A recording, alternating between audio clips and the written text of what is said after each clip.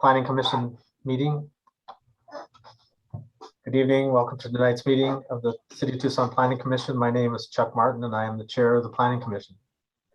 The responsibility of this body are to advise the Mayor and Council and Planning and Development Services Department on the adoption of long-range plans, policies, specific plans, and regulations that affect land use and development. Call item 1, roll call. Yes. Chair Martin? Yes, here. Commissioner Gast, absent. Commissioner Fink, absent. Commissioner Cassidy? Here. Commissioner McBride Olson? Here. Commissioner Pafford? Here. Commissioner Young? Absent. Commissioner Saylor Brown? Present. Commissioner Willett? Present. Commissioner Ortiz y Pino? Present. Commissioner Lucia? Present. And Commissioner Schwartz. Oh, I'm here. We have a quorum. Thank you. I'd like to call next item, item 2, approval of the legal action report for July 28, 2021. Chair I'd entertain a motion to approve the legal action report for July 28, 2021. Chair Martin, this is Commissioner Cassidy.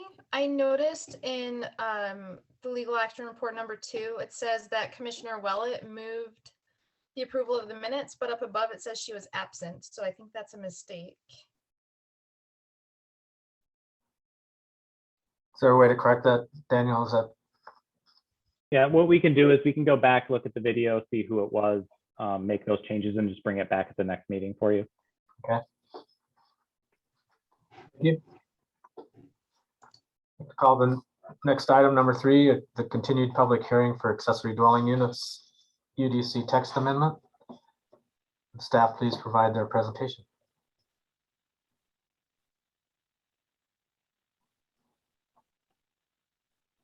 Excellent.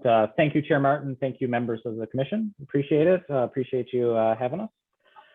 So item number 3 is accessory dwelling units. This is a review of the proposed text amendments related to accessory dwelling units for the Unified Development Code. This is a public hearing that has been continued from July 28, 2021. Just to kind of give you an overview, especially for people who may not have been here last time, of our proposal and kind of what we have in front of you. This is a proposal to amend the Unified Development Code to allow for accessory dwelling units in the city of Tucson. Overall, this proposal would allow for 1 ADU per residential lot. It would limit the maximum size to 1,000 square feet for lots that are larger than 7,000 square feet. Or 750 square feet that are less than 750 or 7,000 square feet less. It requires 1 parking space with waivers for proximity to transit and bike routes. It would require a cool roof. We'll talk a little bit about that. But all other remaining kind of zoning regulations, including building height like 24 feet or 25 feet, where it is in most places, would remain related to this. It has been through an extensive public process to inform this proposal and what we have in front of you. We've had 9 stakeholder meetings, including one a couple of weeks ago. We had 7 public meetings with 400 plus attendees in 2 groups. We had 78 online comments up until we put forth a survey. And we've had 551 survey results so far related to that.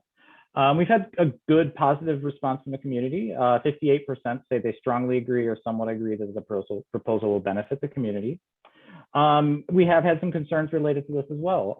Things such as ADU size, building height, owner occupancy, concerned about historic preservation, short-term rentals, affordability, and then parking. And we're going to go through some of those issues with you individually a little later in the presentation.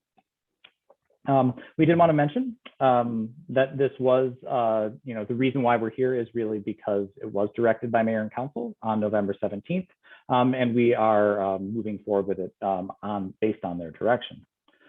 So what is an accessory dwelling unit? So it is an ADU, is an independent housing unit with its own kitchen, bathroom, living space, and sleeping space. These are typically units that are under 1,000 square feet, and then are accessory to a primary residence. Accessory dwelling units is a pretty wonky kind of technical term. So a lot of times they're known as, casitas, mother-in-law units, granny flats, backyard cottages, carriage houses in a lot of senses. The main difference between the ADU and what we call a guest house or a sleeping quarters in our current code is that kitchen, allowing for a full kitchen. One term that's not on here is tiny house. That can mean different things, but it's often on wheels. This is a permanent structure. And this is a common housing type in Tucson and historically has been allowed in the city up until 1948 when we adopted the new city Tucson zoning code. What are the reasons that we're for this code amendment? We're here, as I mentioned before, first and foremost, because we are directed by mayor and council to do this. This is something that they've been talking about for years, but they directed us back in November to begin this process to look at, revise the Unified Development Code to allow for these accessory dwelling units. But there are benefits, and part of the reason why they directed us is because of these benefits. So affordable housing is one of them. Recent data from a housing study shows that families and members of the community really do need affordable housing. More than 50% of renters are cost burdened. Another 25 to 30% or so are cost burdened as homeowners. And that is more than 30% of the income on housing costs. And as anybody knows who's either looking for rent or looking at houses or even just owns a house, housing prices have been going up significantly in the last few years. The pandemic's made it even worse. So housing affordability is a significant issue that we're dealing with here. We are dealing with a supply issue as well. So we haven't built back enough since the recession. So we have a decreasing supply and it's increasing costs and compounding things, making it worse. And the ability, and this really does allow for kind of affordability in certain ways. Instead of affordable in a lot of senses, we almost like to say attainable in a lot of ways too, because it's not just the capital A affordable housing, it's really attainable housing for everyone in the community so they aren't cost burdened with their housing. Another reason that we're looking at this is housing options for seniors. Senior population is growing, may want to age in place and have caregivers nearby or reside with a family member. In a lot of senses, this helps because it does reduce costs and it's a lot less costly than being in an assisted care facility or something of that sort. And then there's climate action and resiliency kind of goals related to this. So mayor and council declared a climate emergency in September of last year. ADUs are one way to promote energy efficient housing and infill development by using existing infrastructure. They support infill. They use that existing infrastructure, as I mentioned. That increased density helps to support transit, bike, and ped systems, and is an alternative to sprawl. If you don't have the supply of housing, rental housing potentially in the city, it ends up going somewhere else, and a lot of times it's greenfield sites that's on the periphery of the city. It should be noted that additionally, with these are small increases of density and things of that sort, but per capita greenhouse gas emissions, water consumption, infrastructure, and service costs all decrease as we increase in density. So there are benefits beyond that as well.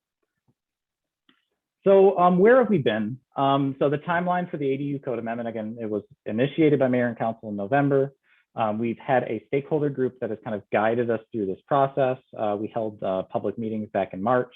And then again, another group of them, this dot actually kind of moved a little bit when I expanded it, but that was in May. And then we put an online survey out there as well, which we've had going really since March or so. The public review, we did bring this to the Commission on Equitable Housing and Development. There was a letter in your package that they had submitted related to this proposal as well. We've held a study session and then a public hearing, which was continued. And then now we're at this red dot here with our second kind of continued public hearing. So what we've heard, we have 9 members of that 40-member group. That is a group of technical experts such as architects, builders, as well as a lot of neighborhood representatives in that group. And we've been meeting regularly. In addition to that, we have we received 400 plus people at our two different groups of public meetings. The first public meeting was more of a kind of information gathering. We had breakout groups. It was done virtually, but we had breakout groups within those where we had individual discussions and allowed for people to talk about some of the issues that they were seeing.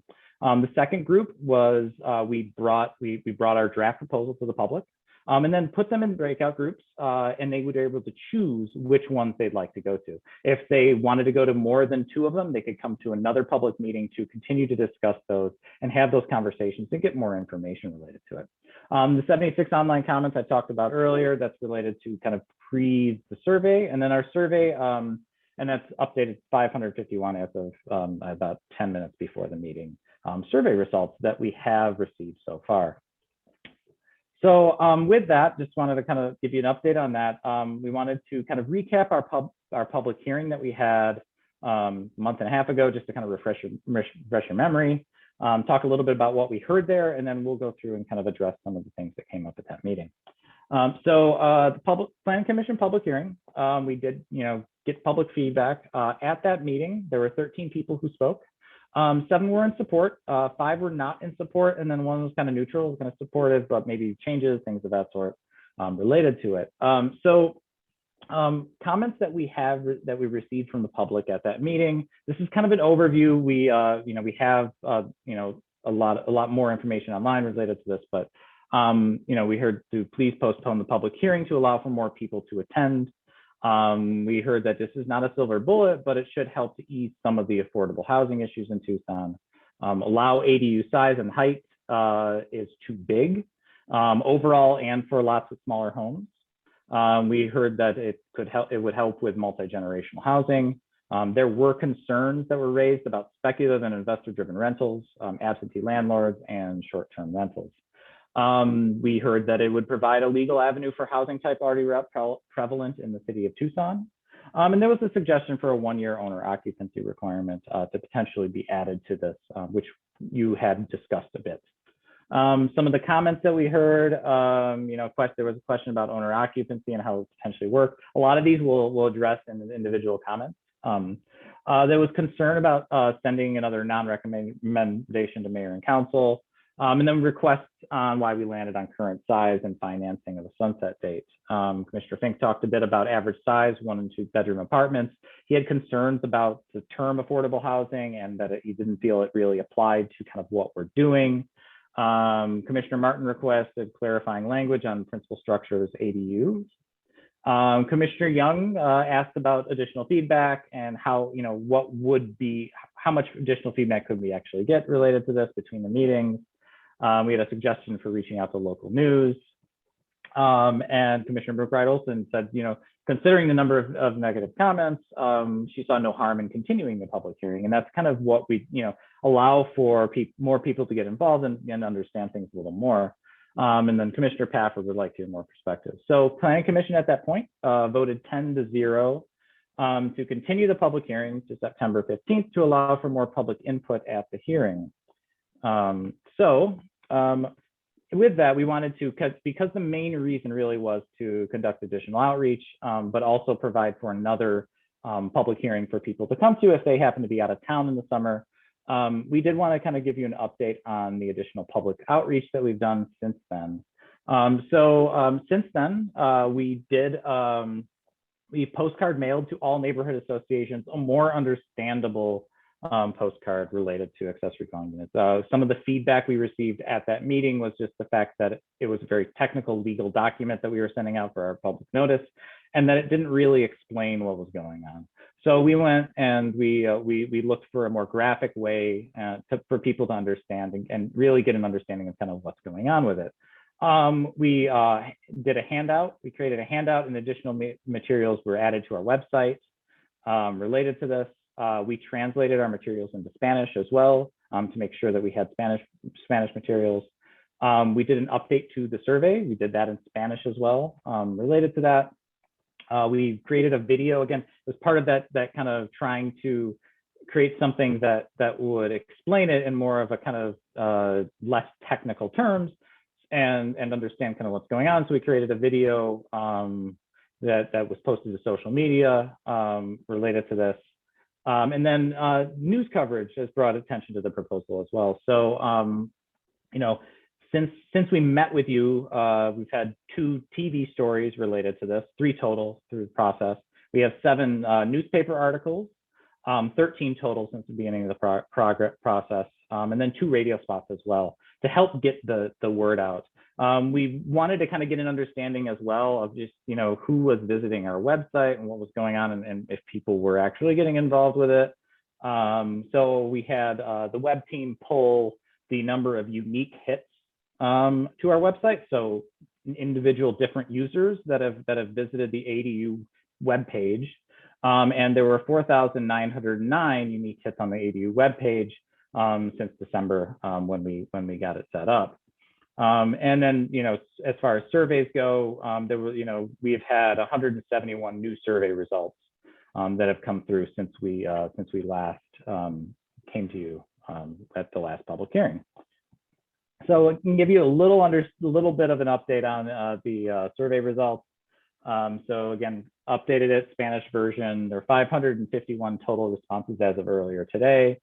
As you can see, it is, we're starting to kind of, it's spreading out as far as different places. It's pretty widespread. We're still having some issues. We still had some issues with the southern portion of the city. We have over half of the neighborhood associations that have representation, or neighborhoods that have representation within the city related to that. And then this is kind of an update on where we're at with it.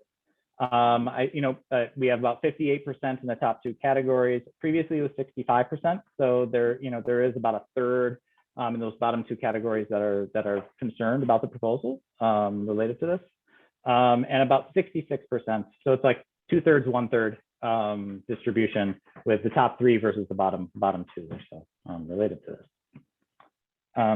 So with that, we wanted to just kind of go quickly over the draft proposal. We did the full one last time. We'll go over a couple slides here, and then we'll talk about some of the concerns. So, so just a reminder of what is allowed today. So currently allowed, sleeping quarters or guest houses are allowed on any residentially zoned parcel with a residential use. They are size limited to 50% of the size of the principal structure. A kitchenette's allowed, but not a full kitchen. So mini fridge and a microwave, not a range, not a full kitchen, not a full fridge. No additional parking is required for these. Max building height of 12 feet unless attached to a principal structure. So that's currently allowed, and pretty much all over the city. Residentially zoned parcel with a residential use. The other one is the second residential unit. These are allowed in R1, R2, and R3 zones based on lot size. There is no size limit to these, except in R1, you have to have one larger than the other, so there has to be a 25% difference. A full kitchen is allowed. It's pretty much a full second unit. Parking is required for those per the code. You can build these to the same height as the primary dwelling or whatever the zone allows. In a lot of cases, in most cases, it's 25 feet. I related to this, just to let you know, the percentage of lots in our urban residential zones, those ones that I just mentioned, 20% in R1 lots are allowed to build a full second unit. 60% of lots in R2 are allowed to build a full second unit, and 37% in R3 are allowed to build a full second unit. So this is our proposal of what we have in front of you right now. With kind of some dimensions showing how it might play out. So it's a 1,000 square foot maximum ADU for over 7,000 square feet. It's 750 square feet under. It would allow for 1 ADU per residential lot, 1 parking space required per ADU, with reductions for transit access or use of on-street parking or bike boulevards. No owner occupancy requirement. Existing height, lot coverage, and setback standards apply. You'll see those setbacks and heights here. So 20 feet from the front, 6 feet from the side, 25 feet. We still have the 2/3 the building height setback. So as you go higher in height, it has to move back further from the lot line. So that's a way that we have built into our zoning code that does help with privacy mitigation and some of the concerns related to building height as you go up. And then a cool roof required. This is basically white paint or more technical kind of ways to do it per the building code for those to help to mitigate some of the urban heat island effect related to kind of some of the kind of dispersed increase of density and things of that sort, and some of the concerns we've heard. So what have we heard related to this? So to date, we've received 118 emails, letters to the Planning Commission. So you guys have been kind of have had a lot of feedback that you've been going through related to this. So if you kind of break them down a little bit, 22 letters were from the initial study session. We had 61 letters before last meeting. And then we've had 34 letters since that last meeting. So we kind of broke them into a couple groups here. We have about 57 supportive letters in there from some groups such as AARP, the Food Bank, Pima Community Land Trust, the Commission on Equitable Housing and Development, Arizona Housing Coalition. There are about 24 that are somewhat supportive with suggested changes, and these are things like changes to potential building height, issues related to maybe ADU size and things of that sort. So there's suggestions in there on how to change the ordinance. And then there were about 53 that were not supportive related to this. So a pretty even split between supportive and not supportive, and then a bunch of people in the middle. We did have 3 neutrals that were kind of just making comments. One part was just postponement of the public hearing to this date, that type of thing. So some of the issues that are in those letters, the ones that really have kind of risen to the surface that we really wanted to sit down and address with you, and that are also related to some of the feedback that we received from you, are ADU size, building height, DDO process, owner occupancy and short-term rentals, historic preservation, parking. We had requested sunset clause, talked about that a bit, and then the affordability and amnesty programs. So ADU size, this was a request from Commissioner Cassidy, as well as one of the concerns, one of the more received concerns that we've had from the public on this. So the feedback that we've really heard, and the proposal is the 750 square feet and then the 1,000 square feet, are concerns that 1,000 square feet is too large, and then concerns just about the context of the larger of if there's a larger building, a larger ADU than a primary structure. The way we landed on this, we initially came with a proposal of 1,000 square feet. This is in line with what we've seen in other municipalities. And in your materials, as you may see, that there's a kind of a listing of what we're seeing in communities all over the country. Some are around 600, 800. There are others that are 1,200, 1,600, that type of thing. And this was kind of in the middle, and really a place to start based on the feedback that we had received to that date. We brought it to our stakeholder group, and based on the feedback, there was concern really about the context, especially for smaller lots. So since then, we went through and made those changes to allow for basically more kind of lot specific, not necessarily lot specific, but more kind of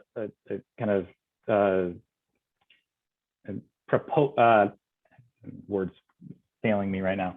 Basically, for it to be kind of in the context of the size of the lot. So, again, 7,000 square feet is cut off for R1. That was kind of a good place to go.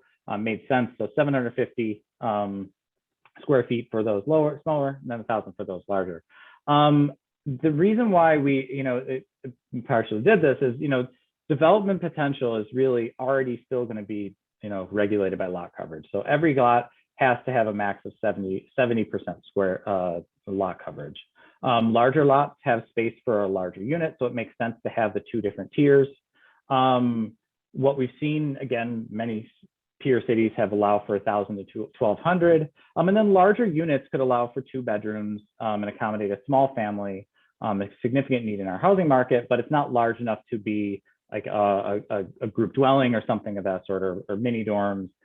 We did a survey of mini dorms and how large they are. Those are generally 4 bedrooms or so, and they're usually about 2,400 square feet or larger. So I did a survey of 4 of them kind of nearby my house. One was 2,650, another one was 2,600, another one was 2,345. So significantly larger than the 1,000 square feet that would be allowed for this. And it should be mentioned that not everyone builds to the maximum, but that flexibility allows for accessible units if needed. Accessible spaces placed, in those units allow for wheelchairs, which need more space and maneuverability. If you look at the video, the woman in the video had a 1,000 square foot ADU. I have a neighbor who has a 1,000 square foot ADU. They built it for her mother who was in a wheelchair to allow for that accessibility and allow for enough space for her. So that was part of the reason in why we have that at 1,000 square feet. Here's kind of some examples of what that looks like. One on the top is an R1 zone lot, 8,000 square foot lot, a 1,400 square foot primary structure, and then putting that 1,000 square foot ADU on back. This one has room for on-site parking and would have on-site parking. The second one is when you start getting smaller. This is a 7,000 square foot lot, 750 square foot primary structure, but there's still really plenty of room for a 1,000 square foot ADU on that. And that also does have room for on-site parking. So that was ADU size and why we kind of landed where we are. Building height, this has been a concern that we've seen. There is a letter in there in your materials to where there were 299 people that had signed on in support of reducing the building height. And we did want to kind of talk to you and address this and have that conversation. So our current proposal is aligning the ADU regulations with the overall building envelope, which allows for 25 feet of building height. So there was a concern about the height of casitas exceeding that of the primary structure, and then being out of scale with neighborhood context. So the proposal to restrict ADU height of that of the primary structure limited to 1 story. That's kind of what they were thinking. So really related to this, while they're not common, 2-story homes really are permitted in all residential zones. You could potentially take your 1-story home and build a second story on it. You could build an addition that's 2 stories or up to 25 feet. So this is no different than what you can currently do on your site. And for many of the same reasons that we don't see a lot of 2-story homes, is that we're unlikely to see a lot of 2-story ADUs developed because of cost and efficiency in the city.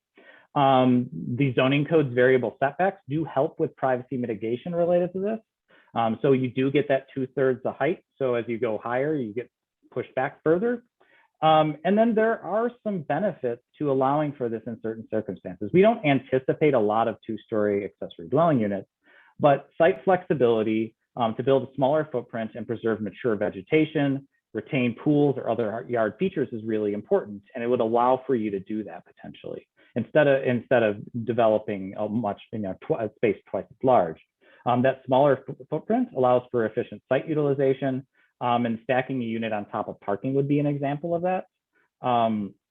So if you look at, and I'll show you on the next page, there's an example of a 2-story ADU that has parking underneath, so that it allows for them to utilize the site better. And it also allows for less impervious surface. One of the concerns that we've heard through much of this. So these are some examples of 2-story ADUs. So one thing that we've noticed is that there aren't a lot of examples related to this. You'll see in some of your and some of the feedback that you've received and comments you've received that a lot of the pictures of 2-story units are either large, like just residential homes and residential developments, or their primary structures. I think it's just because we had a hard time finding examples of this in Tucson. You don't really see a ton of those. I think it's interesting just with the fact that you don't see them, even though 20% of R1 lots could build a 2-story second unit or ADU on it currently, or even 60 in the R2 zone.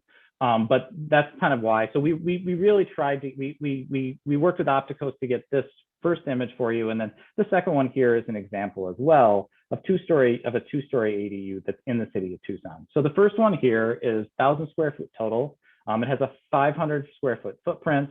And this is looking from really the under an awning in the backyard of the neighbor. 20 feet in building height on this one. So it's a 13.5 foot setback from the property line. On-site parking is included. And if you look at it, it actually saved a mature tree that would have been taken down had it needed to develop 1,000 square feet. The second one here, this is a two-story ADU in Tucson. It is 2 stories tall, obviously. And it has on-site parking under the living space. You can kind of see it over here, but basically from the alley you pull in here and you can park underneath, and then you walk up here and you live on top. Again, efficient use of space, it allows for it in a certain circumstance where the property owner would like to do that. And that's why we feel that it's important to allow for this flexibility for the 2-story building height. Related to that, I know there are concerns related to the DDO process that might allow for 2-story structures to get closer to the property line. I wanted to kind of go over the DDO process. This is something that we hadn't done previously. So property owners may use this design development option to reduce setbacks. And they can do this for anything. If there's no change to the design development option, it's the same process that you can use for an addition, you can use for if you're building a new home, that type of thing. This process, the feedback that we heard does not adequately protect neighboring properties from developers who want to circumvent size and setback restrictions. And I just wanted to show you that kind of how the process works. So it's limited to only setbacks. There was some concern that people could get additional height and all kinds of other measures related to it. It's only related to setbacks. For this, the property owner for that must meet the findings in the Unified Development Code. These require them to address privacy, noise, odor, lighting, views, design, etc. So they have to meet those findings that they're basically not making a worse situation than what they would before. There is notification related to this. So there's a DDO process that requires notification of all properties within 100 feet, and it has a public comment period. This decision, so then eventually there'll be a decision. There is a decision to approve or deny that is based on public comment received, and if it meets the findings. Conditions can be applied in a lot of these cases. So if there's concern about privacy with a 2-story ADU overlooking a backyard, you can add a condition that says there will either be no windows on that side, or there'll only be windows at a certain height that address that type of thing related to that. So that is the process. It has the kind of the feedback and the public notification, or at least neighbor notification, that would allow for those specific and site-specific conditions to occur in those situations to where people need the flexibility to potentially reduce those setbacks.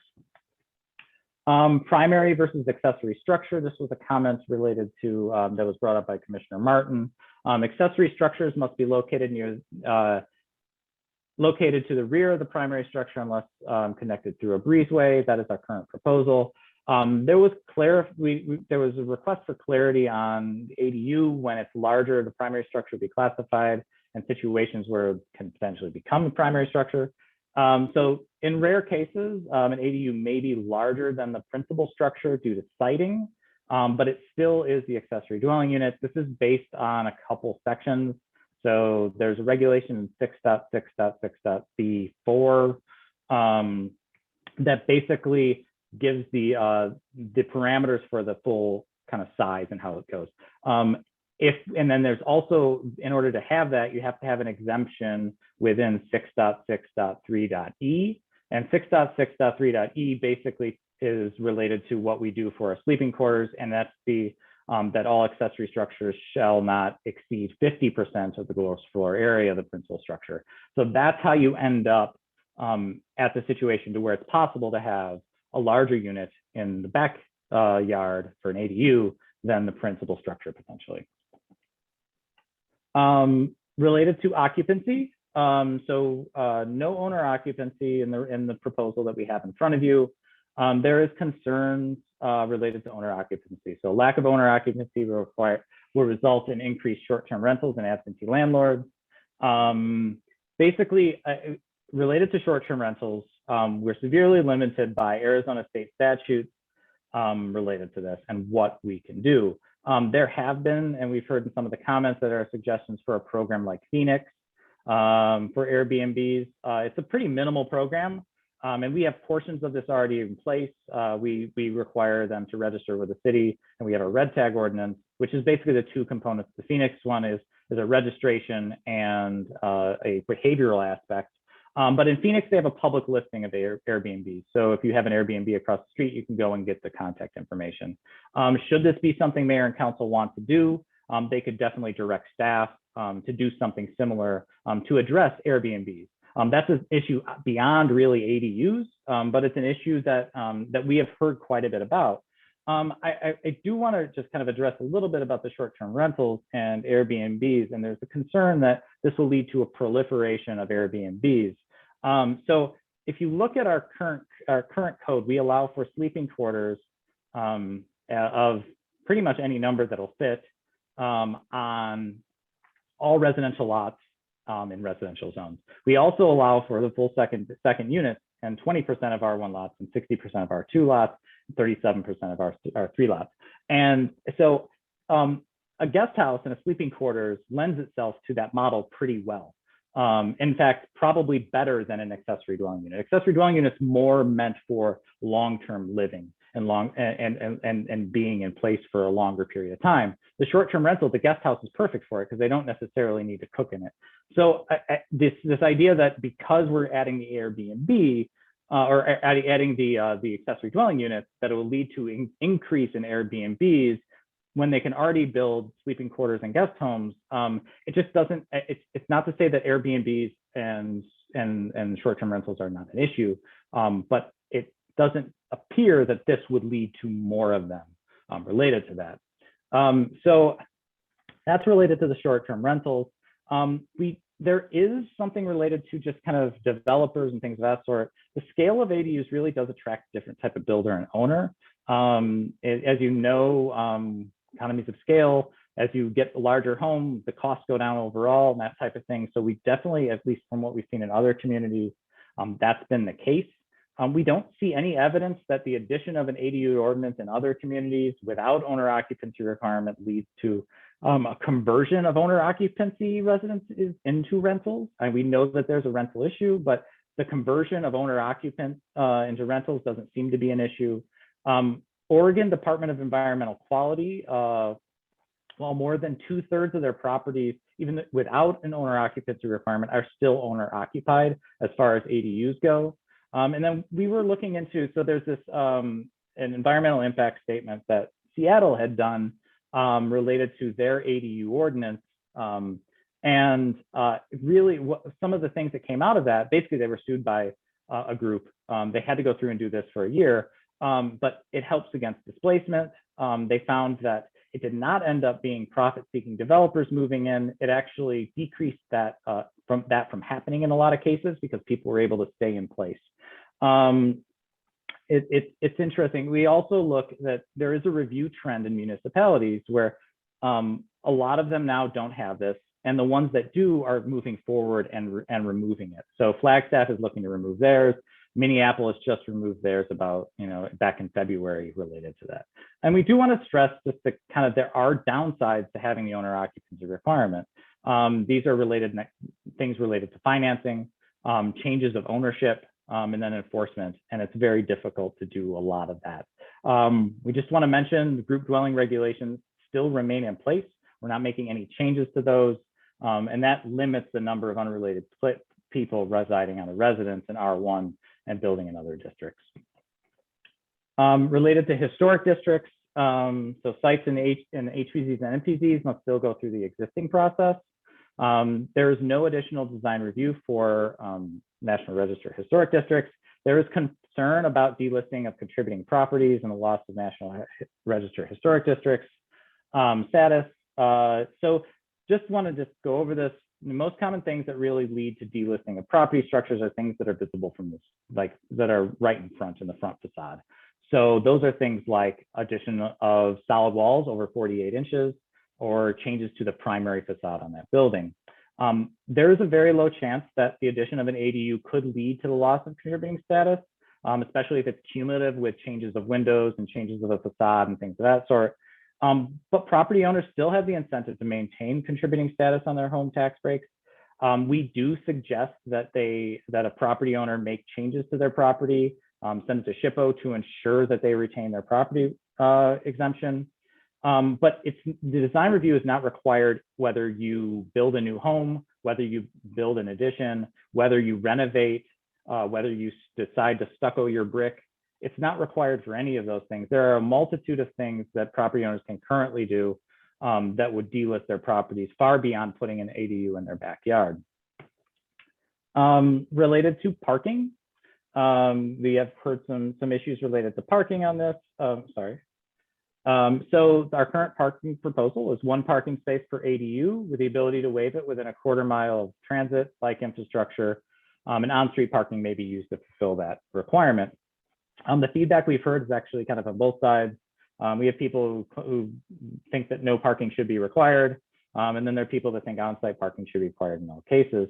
Property owners, so just related to this, property owners may still choose to provide additional parking as they develop an ADU. A lot of people will be like, we want a parking space next door. So people will still do so based on the intended use of the unit. Not requiring additional parking in areas where it's less needed avoids unnecessary on-site paving, removing of existing vegetation, and overall costs. Again, you have to put in that parking space, and the only place it'll go is where that mature tree is. Take down the mature tree and put in the parking space.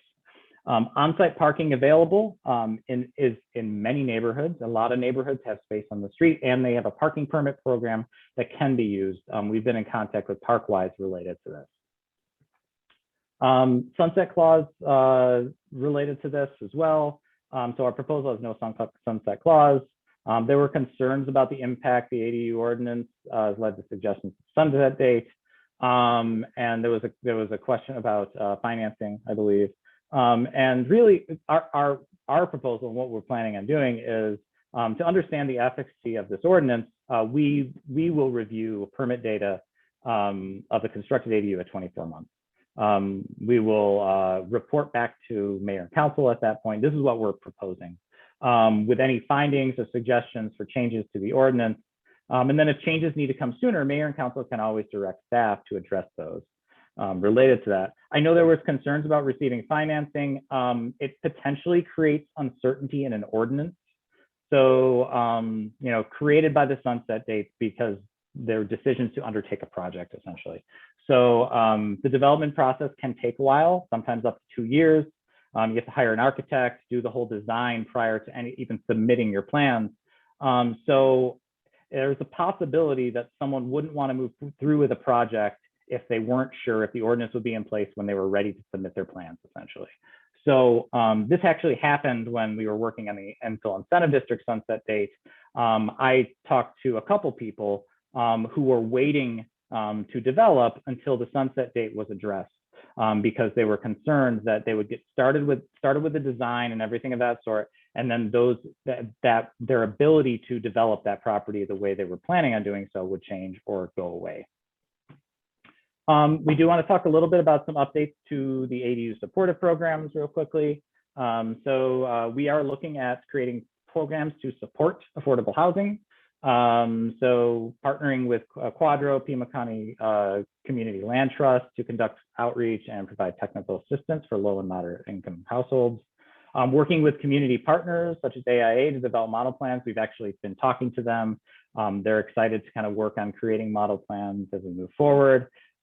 Exploring local funding sources to try to make sure that there's financial assistance for homeowners and low-income homeowners.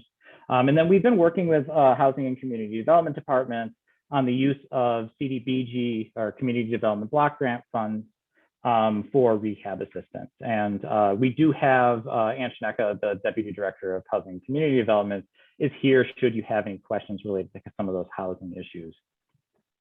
We are looking at an amnesty program as well.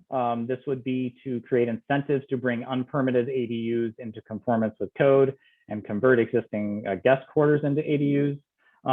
Related to that, some of the kind of features related to this We're looking at waiving our penalty fees. Currently, we charge double fees for unpermitted structures and the review of those.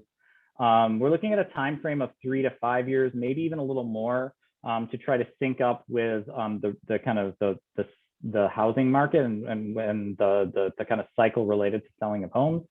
And then a compliance permit option. So we're looking at a way to require minimal or no plans to be submitted, but going through and making sure that health, life, and safety are met through on-site inspection to allow for people to get their ADUs or permitted in a relatively easy way, but to make sure that they're doing it and they're living safely. So with that, I apologize, I didn't go quite an hour this time, so that's good. Staff recommends Planning Commission approve a motion to recommend approval of the accessory dwelling units UDC text amendment to mayor and council, and we'll answer any questions you may have. Thank you, Daniel. I'd like to open it up for any questions the commissioners have of staff. And let me, where's my hands? Any of the commissioners have questions?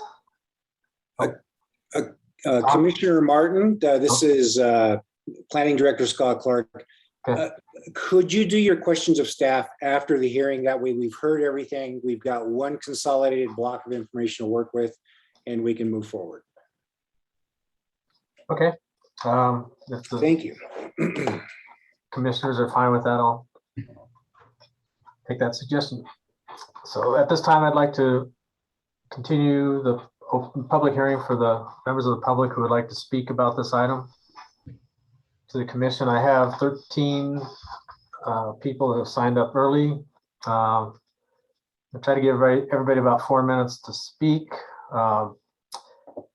If you've written something to the commission, I think all the commissioners that's been available for all of them to read and to look at. So if you could kind of hit the high points of what you've written. And we've had a lot of speakers, and we'd ask that you don't repeat some of the other comments, just to try to keep things moving. The first speaker I have is Corky Poster. Hoping you can hear me. This is Corky Poster. Yes. Can you hear me? Thank you. Chairman Martin, members of the Planning Commission. My name is Corky Poster. I'm an architect and AIC planner, and I've been practicing architecture and planning since 1974 in Tucson. I'm writing in strong support of the recommendation of staff to forward the current version of the accessory dwelling unit amendment to the mayor and council as written. I've spent my 48-year career in affordable housing, and it's been a while since I've seen such a good proposal that is cost-free to taxpayers and checks all the boxes relative to affordability, to sustainability, and all of the other issues that the commission, I know, is dedicated to dealing with. I also want to congratulate the staff, particularly Corin Manning and Dan Bursick, for really a model process for inclusion. This has gone on for a year. I was a member of the Stakeholder Committee and watched large numbers of people be listened to very carefully with lots of discussion and lots of responsiveness to the things that they heard. Also participated in the Older Adults Summit in January, and there was almost unanimous support at that of scores of people involved in that to have accessory dwelling units as a way to solve particularly affordability issue for older adults. I've been disappointed, frankly, in the response and the objections to this ordinance. It's been very much the same folks in the same neighborhoods that have objected to this in a way that I see objection to virtually every change that comes down the pike. I want to remind the commission that the commission has been asked to represent the entire community, and there were large swaths of our community, particularly on the south side and the near north side, near Northwest Side that would benefit greatly from this, who really are working full-time jobs and raising their kids and don't have the time to be able to participate in these hearings. It's important, I think, to look closely at some of the objections. I was on many, many meetings and I heard people saying the sky was going to fall if one or two people parked on the paved street in the public right-of-way, or that the world would end if a two-story building was built in their neighborhood. And I've even heard people say that this was developer-driven. And I have to say, in the probably 20 meetings I attended, I didn't hear the opinion of a single developer. So the objections to me seem quite shallow. I'm surprised that folks that I generally consider to be progressive to be digging their heels in on this. I can't think of a better and easier to approve ordinance than the ADU ordinance. You get so many things for so little effort, and I would urge you to move forward and support this and send it off to the mayor and council. Thank you. Thank you. The next speaker is Cody Brown. Hello. Yeah, my name is Cody Brown. I'm a relatively new resident to Tucson. I moved here from a place, Bozeman, Montana, about 2 years ago for work. The diverse city here, the lack of snow, high-paying jobs, and affordable living really made Tucson a great place to live. Some of you may have heard of Bozeman, Montana before. It has made national news recently due to the skyrocketing home prices.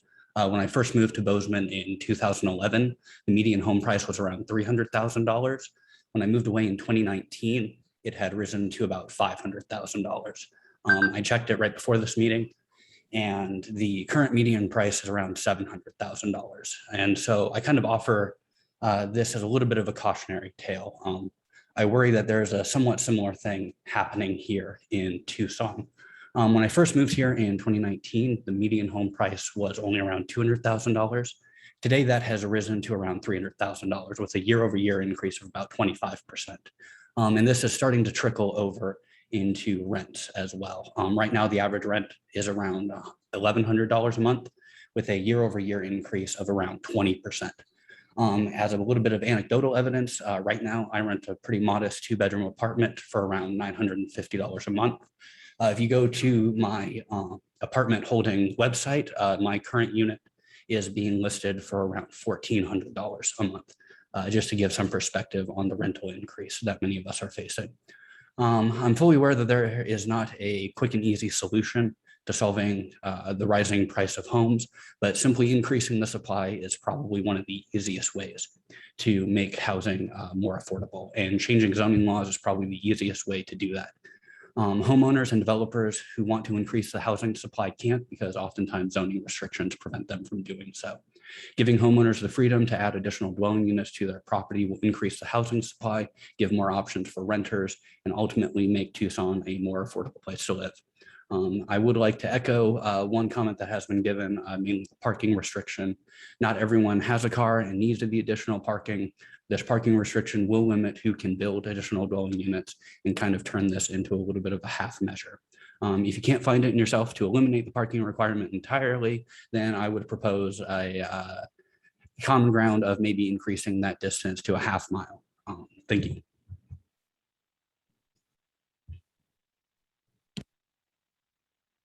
Thank you. Could I get your address, Ms. Brown? Yeah, can I message that to you directly rather than saying in a public context? I guess if you could send that to Mr. Bursick. Can do. Thank you. And I think we all know Corky's address. So next speaker is Zac Yenser. Get your name and address, please. Yes, can you hear me? Yes. Oh, I'm sorry, can you hear me? Yes. Okay. Perfect. Good evening, everyone. Sorry about the tech faux pas there in the beginning. My name is Zac Yenser, and I'm the president of the Menlo Park Neighborhood Association, a West Side downtown neighborhood in Ward 1. I do not speak tonight on behalf of our association or its members. but I do live in a community that is on the front lines of the housing crisis we now face in Tucson and in Arizona. 2 years ago, almost to the day, I was on a flight to Austin and San Antonio with the city of Tucson. There were 4 of us representing neighborhoods and neighborhood groups, planning and development services, and the city manager's office. We were commissioned to learn from local leaders there on how to create more housing for more people and address displacement and gentrification. And since then, Tucson has found itself at the top of national lists for becoming less affordable over the past 5 years, looking at how house prices have quickly become unaffordable for workers making average wages. This is where I think we find ourselves tonight, and as we've had this conversation going on this summer, in an urgent moment to put tools in place and make the policy to try and write a different story for Tucson before it's too late. For a community that says it's pro-worker and pro-working family, to pass policy onto mayor and council that puts our money where our mouth is. And I think that's what we're looking at here tonight. Over the years, a pattern has emerged in my mind. We put a lot of pressure on ourselves in this community to find a silver bullet housing solution and to create perfect policy. But I don't think that's how it works. There's no silver bullet. There is no perfect policy. I've heard a lot of conversation out there that talks about how ADUs aren't going to solve affordable housing. And I actually agree with that. I think that's right. I also think that if it's our expectation that it does, we're doing it wrong. ADUs are one tool. Density bonuses are one tool. Relaxing regulations, speeding up permitting, changing zoning, public-private partnerships, incentives. These are all necessary tools, each in their own way to tackle a piece of this housing crisis. Affordable housing is needed, but so is workforce housing, and yes, even luxury housing. All these parts and pieces are needed and have value. I really think we have to find ways, again, in this country and community to do what we did not that long ago for most of American history, give more people the opportunity to create more housing for more people. ADUs do that. For the last many months, you've read all the memos, you've heard all the arguments, so I kept it light on the what of this zoning change proposal. My goal tonight was to kind of share a little bit in my mind about the why. I'll close with this, and I say it out of love for this community and respect for the many hands at work. I don't think much has changed in the 2 years since the 4 of us stepped off the plane in Tucson back from Austin and San Antonio. We're still having conversations. We're still debating each other, but we're not building. We're not seeing more housing for more people. COVID exposed what we already knew to be true, and now we're out of time. And I think if we look at the crystal ball of American urban life for the last 10 or 15 years in peer cities, I really don't think that's an exaggeration. What may seem like a simple zoning proposal tonight to me is more of an important signal about how serious we actually are about addressing the housing crisis we face. For that, I appreciate you all, the decisions you have to make. And I hope on this one, it means sending the proposal as it exists to mayor and council. From the conversations I've gotten to have out in the community about this, I believe the broader community has your back on this one and would support you doing so. Thanks so much and have a great evening. Thank you. The next speaker is Colby Henley. Name and address. Good evening. My name is Colby Henley. I'm a homeowner at 1140 East 10th Street. I'm speaking tonight in favor of the AD ordinance before you today. So my home is a contributing structure in the Rincon Heights National Historic District. I've served in neighborhood leadership, and I've had to deal with speculative, opportunistic developers, unruly student housing projects, those types of things. So I completely understand and empathize with the concerns around ADUs from residents, particularly around the U of A that I've heard expressed. However, I feel that the needs of the overall community related to rising housing costs, mitigating climate change are more critical issues. The ADU ordinance will not on its own fix these problems, as you've already heard, but it can be a key tool among others for the city to address what are really complex issues. It's a starting point, a really good starting point. We also know that Tucson is a large city composed of a wide variety of residential styles and configurations, and no ADU code is going to be perfect for every parcel or every possible scenario across the city. But I also have participated in the stakeholder group meetings since December or even before, And I believe the city staff have heard the range of concerns and taken the recommendations seriously. They've struck the right balance between ease of use, flexibility, and neighbor protections. I do agree that the city staff should closely monitor this program and report back whether it's effective in the ways that we intend it to be and how we might tweak it in the future as we learn more. So again, I support the ADU ordinance before you and believe it's time to activate this option for the good of our community. Thank you. Thank you. The next speaker is Mark Clark. Name and address, please. My name is W. Mark Clark. I reside at 2664 North Saguaro Place here in Tucson. I come to you today.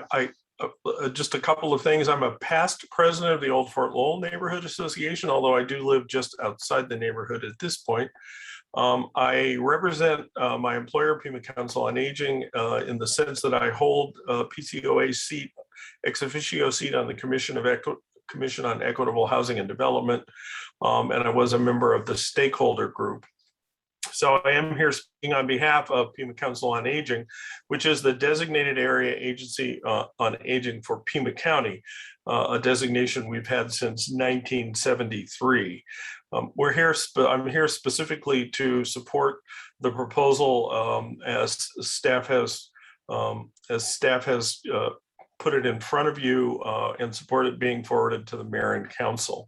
Pima Council on Aging is responsible for planning, development, and operation of an extensive network of services and programs in support of the nearly 280,000 people 60 years of age and older living in Pima County and those who support them.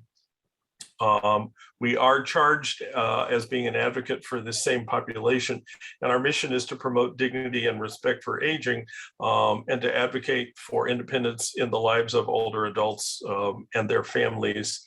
And I have to start by saying we're not really very happy about the use of the term granny flats to describe casitas and ADUs, but that's a whole different issue.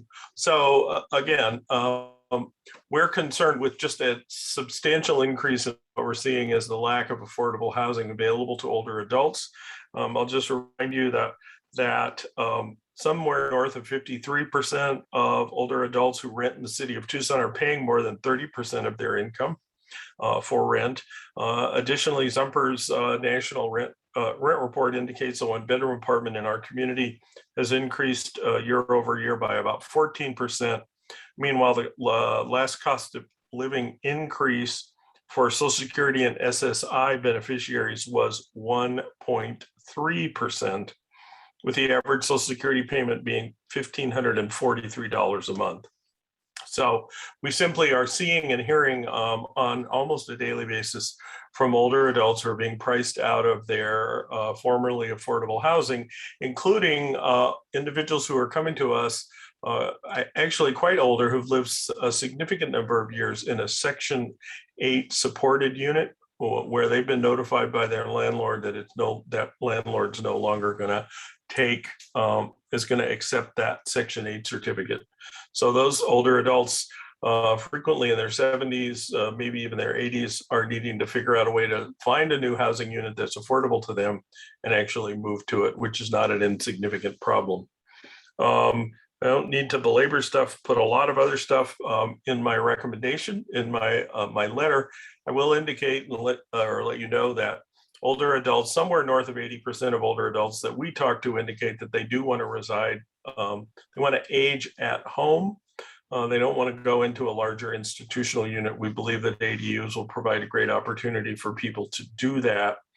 Also, I think it goes a little bit without saying, but I'll say it anyway, that large production builders like Lennar and Robeson are offering essentially large, quite expensive housing that has lockout units, which has a lot of the same functional equivalents as an ADU. So the market for people with means is available for this kind of housing option. And we believe that ADUs ought to be available to anybody in the community. So again, we would encourage you to support the staff recommendation and move it forward. Thank you very much.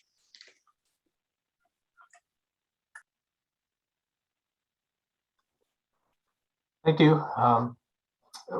The next speaker is Will White. Name and address.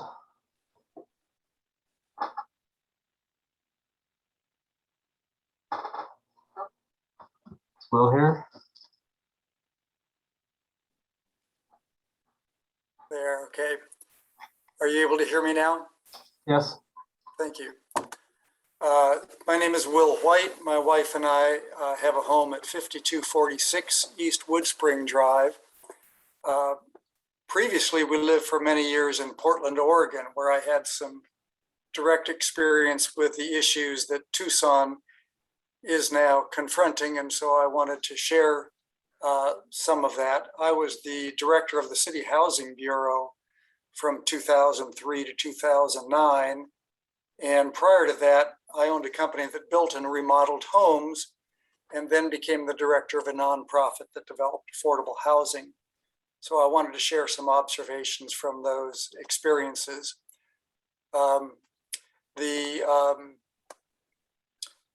Portland's about 650,000 people, so a little larger than Tucson, and it has allowed ADUs for about 25 years. But just in terms of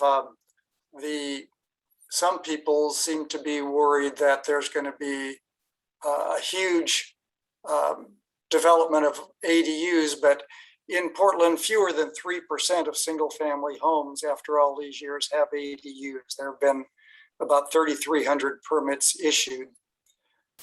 Most of the ADUs are required to be fairly small, and they're usually set behind or within the primary house, much like the regulations that the Planning Commission is considering now. So from the street, the visual impact is very minor.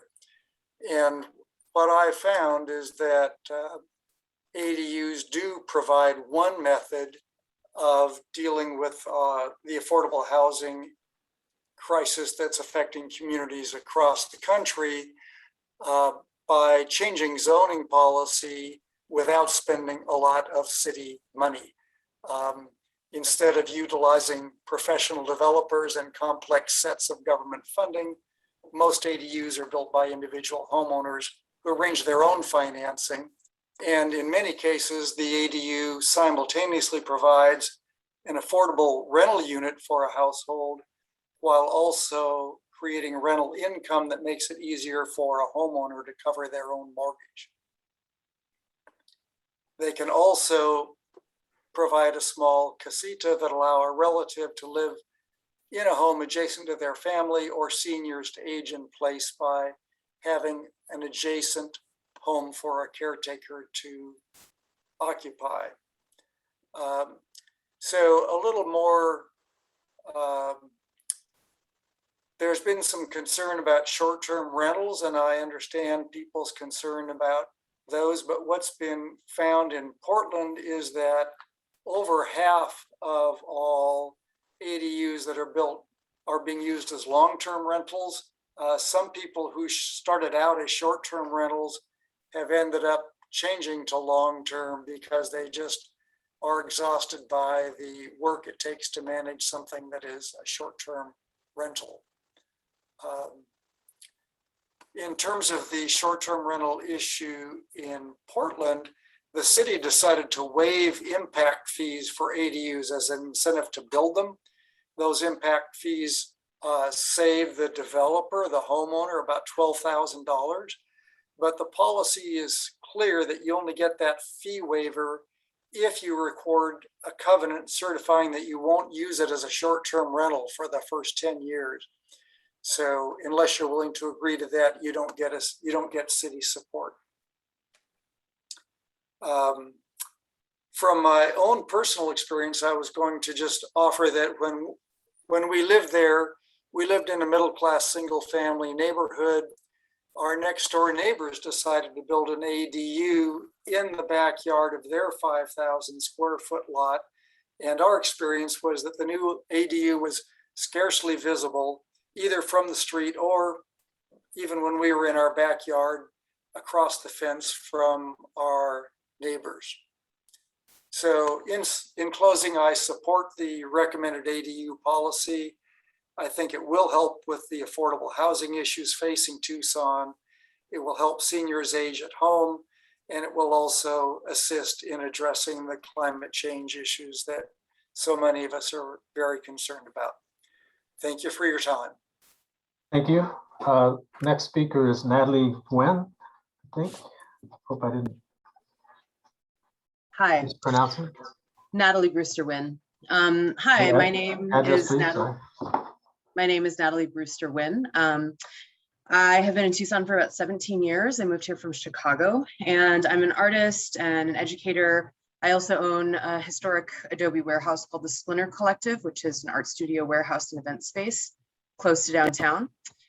I'm also a really active community organizer, and I'm currently in the process of working with something called the Outlaw Project, working on building ADUs, building tiny homes as transitional housing for trans women of color, specifically in Tucson. And I think that I'm very much in favor of this ordinance, and I think that the team has done a really incredible job. And I'm really hoping that this goes forward as quickly as possible because it's in real time impacting some of the things that I'm able to do and other projects that I know are able to do. I'm also in touch with and aware of, I've been part of the Incremental Development Alliance, which is has been working with a number of people in Tucson, and it's been really powerful to hear the stories of really just regular folks in Tucson who are very concerned about the housing crisis and really wanting to change it. So I've been working with people in a number of different neighborhoods, in touch with lots of, especially, also, I don't know if everyone was white that's spoken so far, but it's mostly been white men that have spoken thus far on this call. And I've been in touch with a lot of women, and particularly women of color and elderly women of color, who are very concerned about housing and are actively trying to change things. And what we need to do is open the pathways for folks like that who aren't in business and aren't in these positions to step forward into these roles, because they're ready. And there's a real an appetite out there and a lot of energy from the people to do this work. And to, I've heard from people who are specifically focused on wanting to create projects that address the sort of issue of elder housing. I'm interested in sort of looking at the issues of single parent homes and kind of cooperative dwellings. As I said, I'm working specifically on a project around trans women of color, finding transitional housing, and just vulnerable populations in general.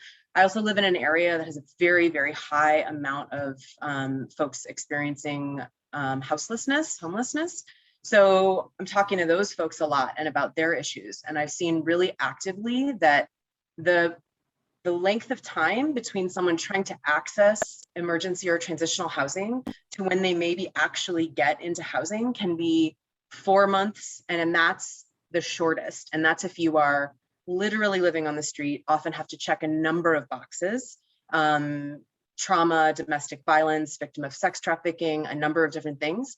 And if you have any other options, if you're sleeping on the floor in someone's garage, if you're sleeping on someone's couch, then those things don't apply to you and you are pushed further and further down the line. So we like to think, and Pima County is doing better than most parts of the United States, right? And so that's a really terrifying thing. A lot can happen in 4 months, right? A person who's recently evicted can lose all their possessions, lose their ID, become a victim of all kinds of trauma, and just have the trauma of unstable housing, living outside, being exposed to violence.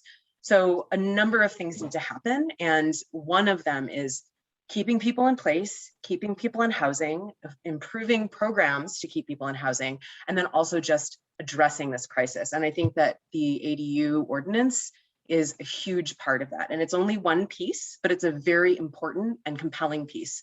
I also want to say that another part. Can you wrap it up, please? Yep. The last thing I'll say is just that that I'm really interested in looking at building generational wealth. And this is something that offers property owners, single family homeowners, an income opportunity. And that really applies to Black and Brown families. And that's really very important in Pima County. Thank you. Can we get your address, please? 901 North 13th Avenue. Thank you. Next speaker is Keith Bentley.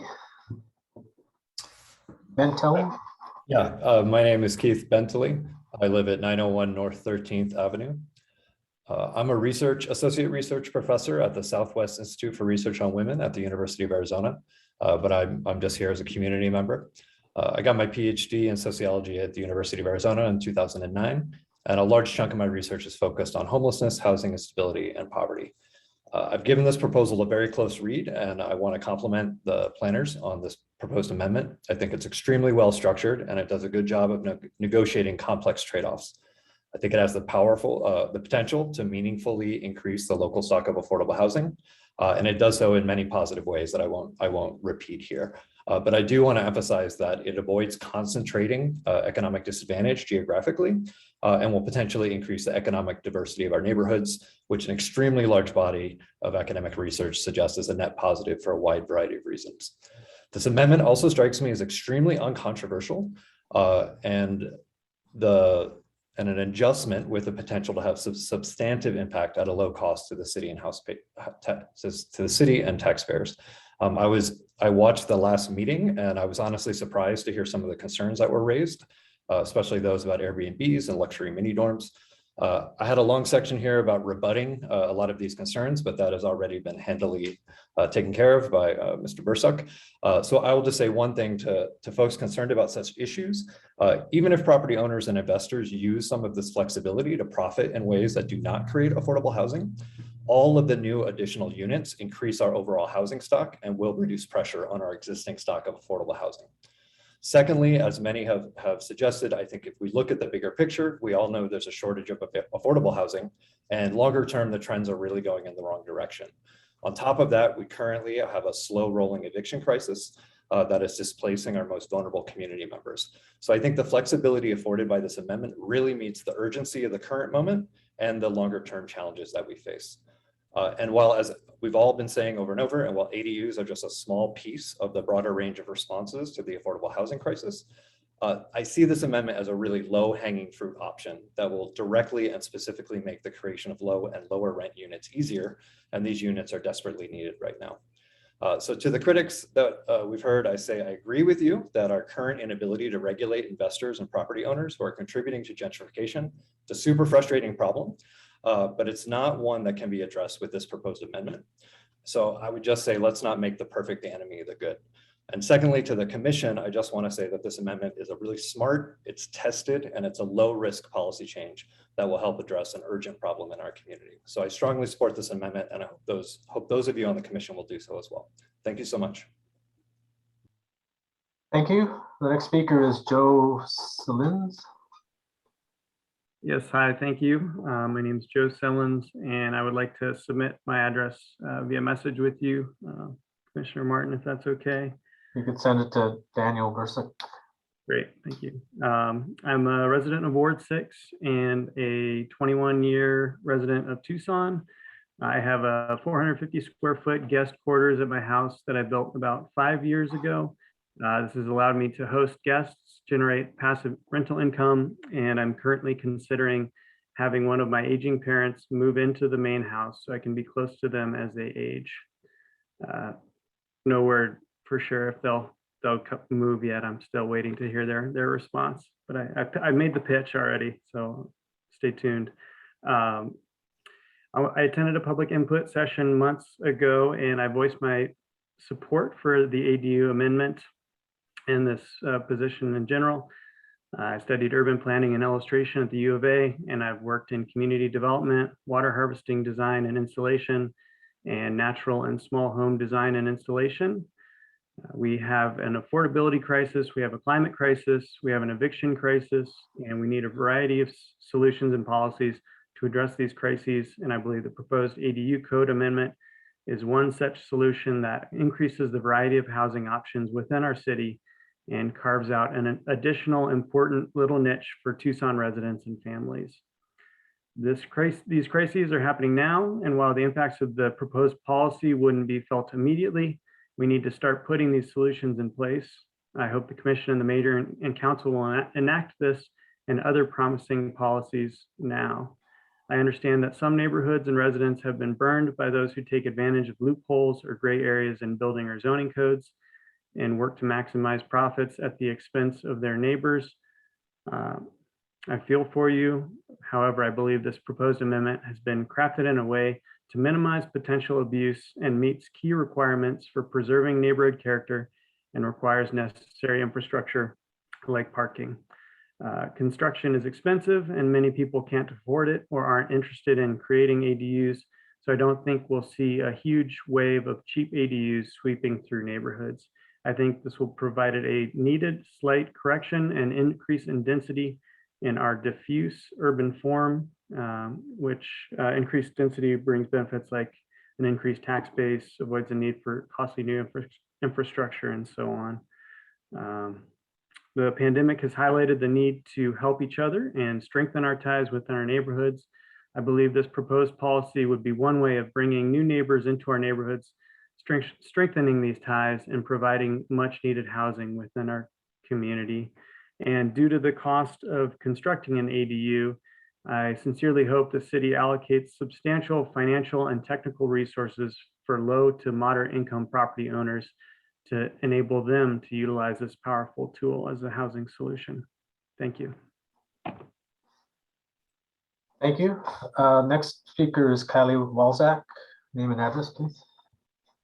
Hi there. Yeah, my name is Kylie Walzak. I live at 232 North Melrose Avenue in Menlo Park. At this point, a lot of folks have made points that I was going to make, but since we haven't had a lot of female speakers tonight representing views of family and young people, I'm going to go ahead and claim the space. So thanks for everybody here tonight and for having this discussion.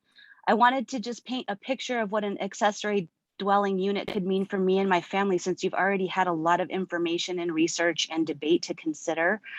For me, this is really personal. Last week, we said goodbye to my grandfather, who passed away at age 86. He and my grandmother lived together for 63 years in a large home that they bought with the intention of having a gathering space for family. My grandma's 82 and she's got several disabilities, and living alone now is impossible. So she's going to have to move to a smaller apartment in a new community to be cared for by people that she doesn't know. And we know from Mr. Mark Clark at PCOA that this is not how most people want to age. They want to stay in place. They want to stay connected to community and be as close to family as they can be. Making it easier for someone like me to build an ADU on my property would open up options, not just for my grandma right now, but hopefully one day for me too.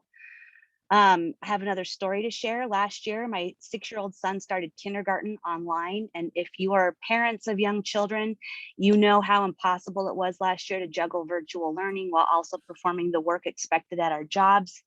Having a place for my mom or in-laws to stay last year and help out would have lifted so much stress from our lives. Everyone that was fortunate to have had a job last year, there wasn't one of us that didn't think about what would happen if we lost it.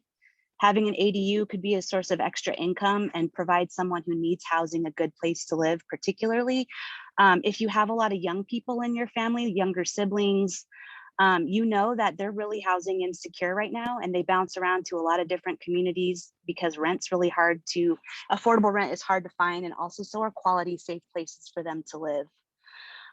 Speaking of young people, as I watch my 6-year-old son grow, I think about when he's going to want more privacy. We have a really small house over here on the west side. We live close to school, parks, transit, downtown, and I wouldn't want to leave this neighborhood for a larger house, even though it feels like social pressure makes us think that that's what we're supposed to do as we raise our families.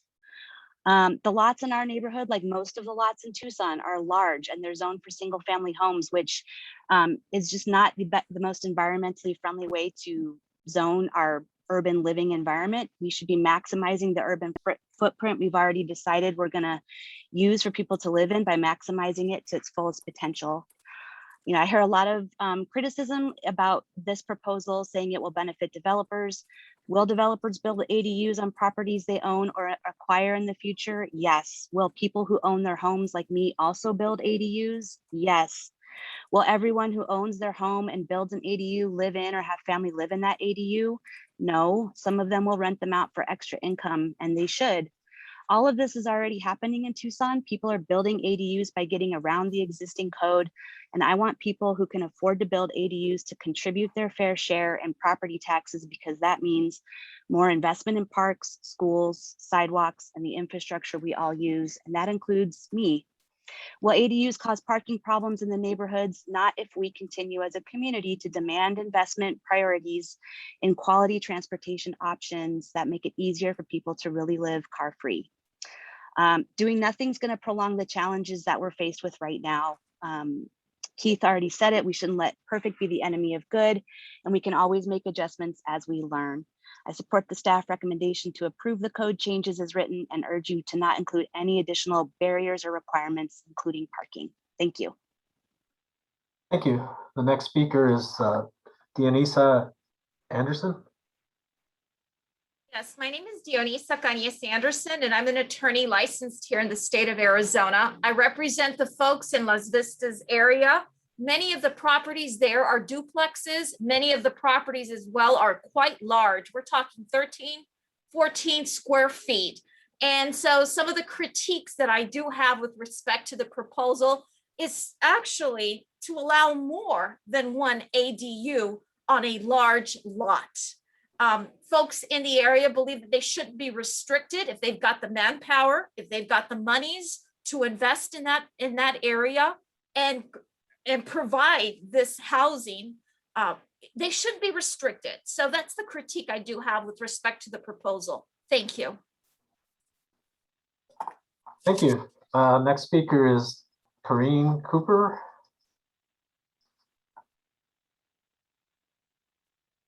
Hello, my name is Karine Cooper, and I'm a resident of the Campus Farms neighborhood. I just wanted to thank the staff, first of all, for all the hard work that they've done. I think Daniel's probably going to dream about this proposal after it goes off his desk.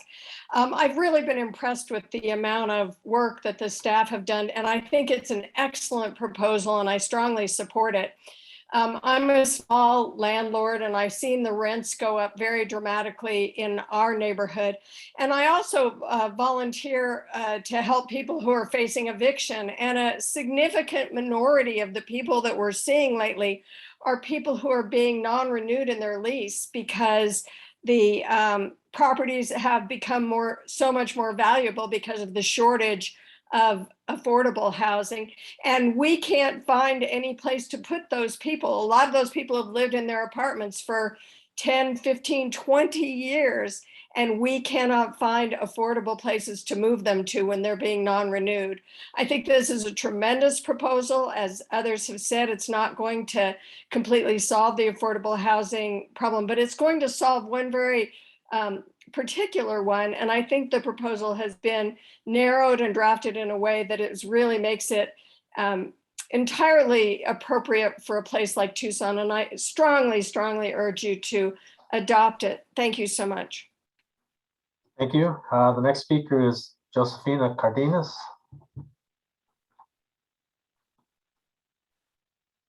Buenas noches.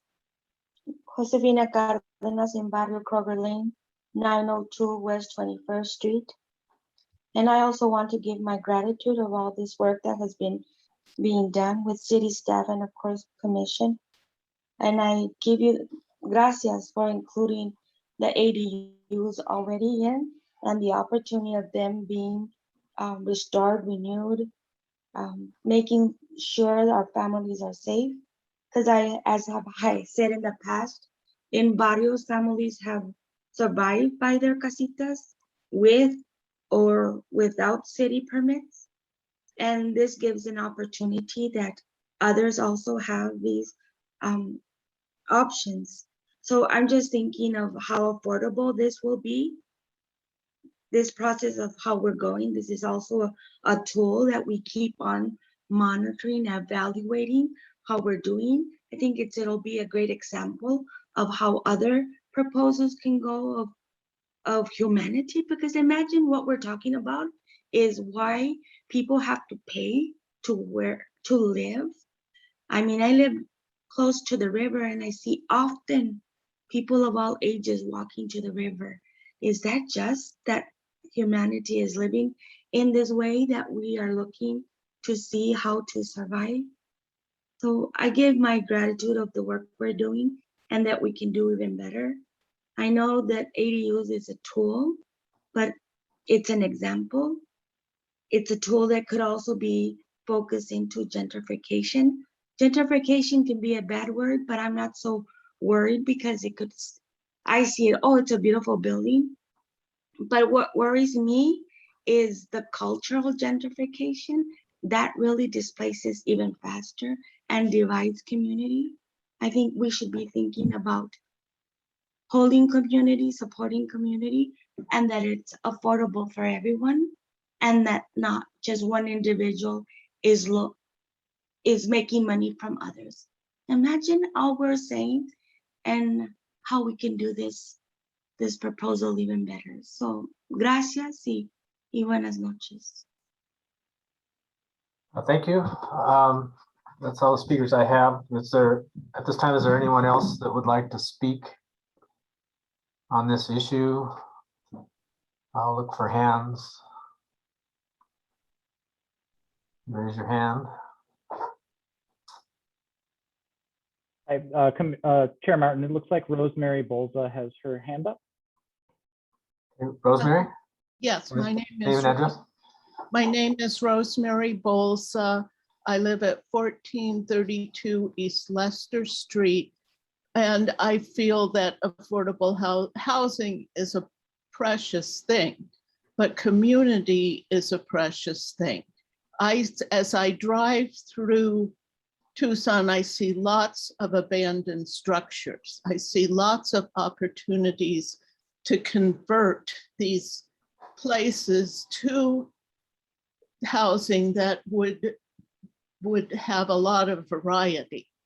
And my two concerns with the ADUs, it's an increase in impervious surfaces. Even if you have a cool roof, you are having water runoff, you can't have a tree growing where the house is.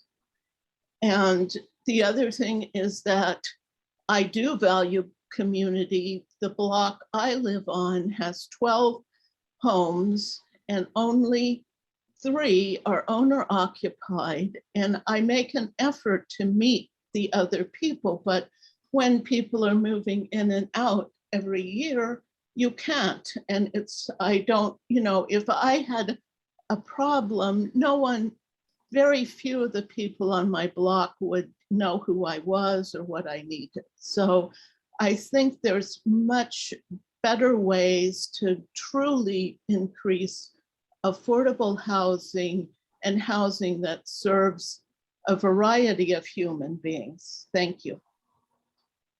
Thank you. I see Diana Lett has her hand up. Diana Lett, 1309 North First Avenue. I've communicated with you extensively about this. I will not rehash what I've written. As you know, I am opposed to this ordinance as it is currently drafted. I do think that the main concern is the size. One of the possible solutions to this is to simply go with the wording that we already have in our ordinances concerning sleeping quarters, which is that it may be no more than 50% of the size of the primary residence. That would be an entirely acceptable resolution to my concerns and the concerns that have been expressed by many other neighborhood representatives regarding the size.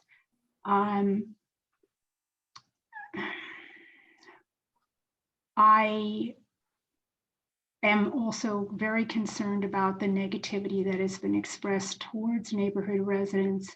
It has suppressed the involvement of neighborhood representatives. You've heard from those of us who are the most vocal, the most involved, the most willing to put up with being insulted meeting after meeting after meeting after meeting and in the press. There's a problem with that. I don't know that you can actually address that, but just be aware that there's a lot of people who are not exactly thrilled with this as it's currently drafted. And my guess is that we're going to have to move on to lobbying mayor and council because all you've heard is pro ADU, not just pro ADU, because I'm not totally opposed to ADUs. I'm opposed to some of the details of the current ordinance. I'm expecting that you probably will vote in favor of it. And that's unfortunate because I think that the concerns that have been raised by myself and by people that are essentially aligned with me and their views really have not been addressed. And that's all I have. Thank you. Thank you. Is there anybody else in the audience that would like to speak? Colette, name and address. Yes, this is Colette Altaffer. I will send Daniel my address. I want to raise an issue, and that is comparing Arizona to California, because California not only mandated that their communities provide affordable housing, but they had better laws in place than we do. So they're miles ahead.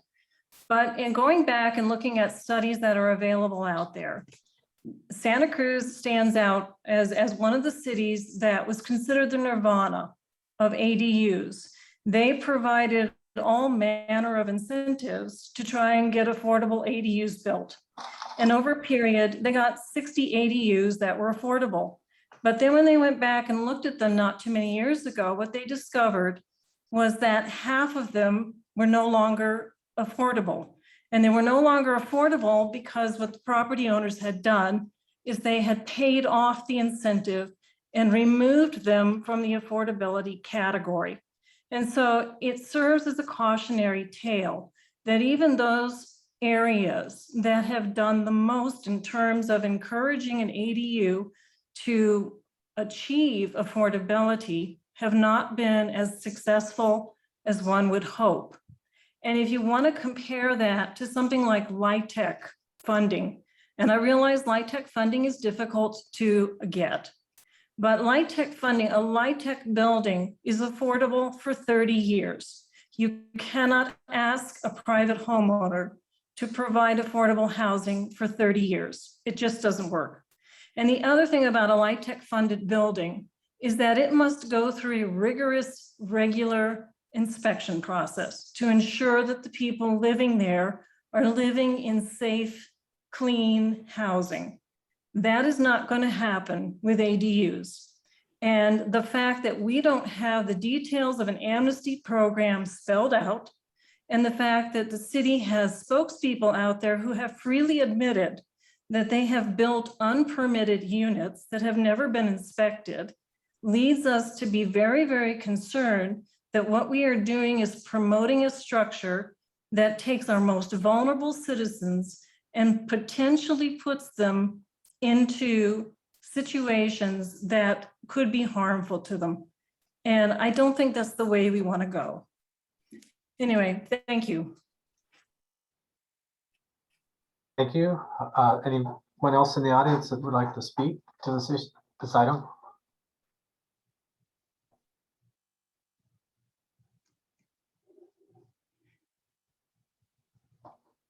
Josie, oh, it's hard to read the small print. Milliken? Yes, thank you. And my name's Josie Milliken, and I will also email my address to Daniel. If you could put your email in the chat. So I live in Feldman's neighborhood, and just in my what I've heard so far this night, I agree with everyone about all of the reasons why this is necessary. There are justice issues, there's a housing crisis that we need to make affordable options for people. In regards to some of the concerns that neighborhoods who would potentially be most impacted by this have shared, those are not from those who are opposed to the ADUs, but still support all of these reasons and the logic behind them, and while also expressing concern about what could happen to these beautiful historic neighborhoods and the history and culture that they represent. And so just to be clear for everyone, the sort of negative tone that was expressed related to the voices that speak again and again, to listen a little deeper, that it's not necessarily anyone is disagreeing with the logic behind it, that it's the specific details that are of concern. And those specific details are truly significant. There was someone who referenced Portland, but Portland's specifications are more conservative than this one. And that's the concern. So I just didn't want that to be lost. I didn't want that to be generalized, that there are people who oppose the ordinance because they are this or they are that, or they don't want any of these, they don't agree with the housing crisis and all of these things. It's not that. It's looking at the nuances and the details and how can we make a collaborative decision that will meet the best needs.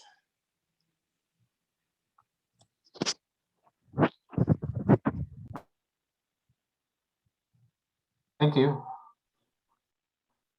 Is there anyone else who would like to speak to this item?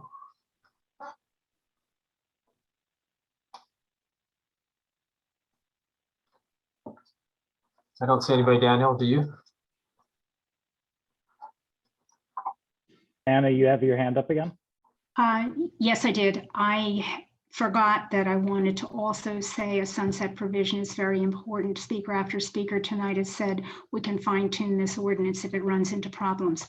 That is not true. If there's not a sunset clause in the ordinance, Prop 207 greatly restricts what changes can be made down the road. The ordinance could be made more lenient, but it could not be made more restrictive. So it is really important that there be an actual sunset clause in the ordinance. Thank you. Thank you. Anyone else that'd like to speak on this issue? Seeing none, I'm going to ask for a motion to close the public hearing.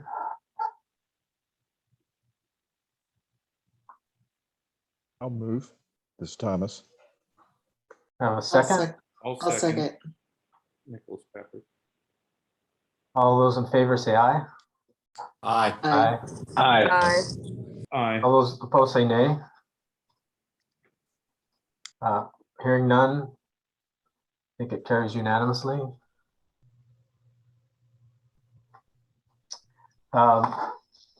So general discussion for the staff. Do any of the commissioners have any questions for staff?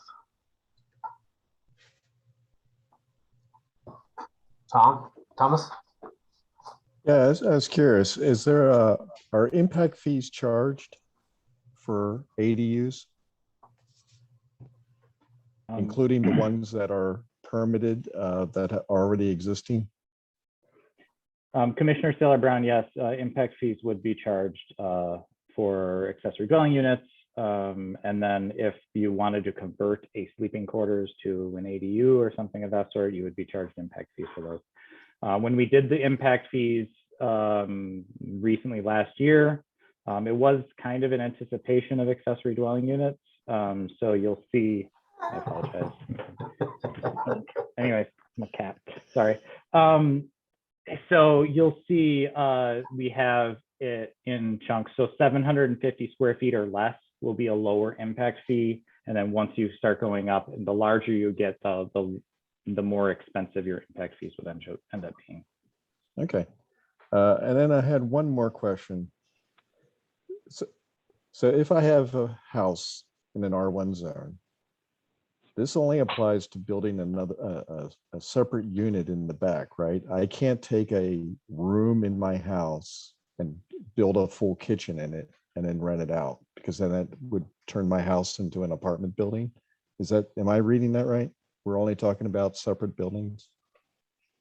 Commissioner Saylor Brown, it would be allowed to be an attached accessory dwelling unit, but it would have to be kind of like a separate entrance and that type of thing. It's not part. You couldn't have a second full kitchen just in your house. It would be an attached unit.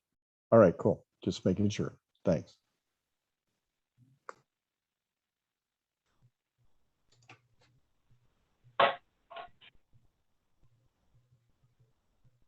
Sorry, I was muted. Any other commissioners have questions for staff?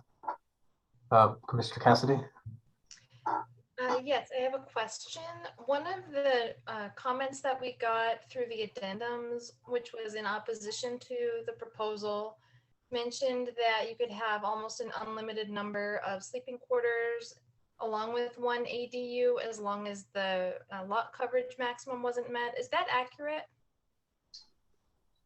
Yeah, so Commissioner Cassidy, so as our code currently allows, you could have any number of sleeping quarters as long as it meets the criteria, which is 50% of the primary structure, all the setbacks, and it can be 12 feet in height. So, so you could, if you have a large enough lot, you could potentially have, 4 or 5 sleeping quarters on there currently. And then the proposal would just basically allow for an ADU on any lot. So you could potentially have an ADU plus whatever sleeping quarters would fit. Okay, thank you. Commissioner McBride Olson. Yeah, Daniel, could you talk to me a little bit about sunset dates, a sunset date, and how that would be more rigorous and aggressive than simply a review in 24 months? And if so, I know that you don't want to see this, but what a logical sunset date might be in terms of time. Yeah, of course. Commissioner McBride Olson. Yeah, so the sunset date kind of, again, it reduces certainty in the ordinance and reduces its effectiveness when you start getting closer to that sunset date. So over time, it becomes less and less effective. So that's part of the reason why we don't really want to see a sunset date. The best way to really do this is really having mayor and council direct us to come back in 24 months in order to review this. We have a new permitting system which will be helpful to review all of that data. So that should be really helpful. We want to learn from this and we want to make sure that this improves and gets better over time. I will say, considering the fact that you can have sleeping quarters and the fact that you can have second units on a lot of units in the city, there's a very little chance, if any, that a Prop 207 claim could be would be put against the city. So making it more restrictive does not seem to be a huge issue related to Prop 207 from what we've seen and what we anticipate. So we're thinking 2 years is good, though. It may be better to do 36 months with the review just because it takes time for the development process and things of that sort. It does appear that Scott Clark, our director, would like to say something as well. Good evening, honorable planning commissioners. So what a sunset date does is it will automatically drive the staff to go into a public review mode, an ordinance review mode, return to the planning commission, and return to mayor and council, whether there are any recommended changes on the ordinance or not. So what it does from a resource perspective is it takes planners away from the next initiative, Climate Change Plan Tucson Menlo Park, and puts them back on a project that they've been working on for 2 years. Council has the legislative authority to bring an ordinance back at any time it chooses. My recommendation is if you want to evaluate this, give it 24 months, put a recommendation into your staff report, your recommendation to council, that they review the effectiveness and the efficacy of the ordinance as well as complaints, and then they can provide guidance to staff whether to return through a formal process to amend the ordinance. Sunset dates start an arbitrary process that the staff will have to comply with, and we lose resources on moving the entire city forward when we do it. Thank you. Any other commissioners have questions for staff or general discussion?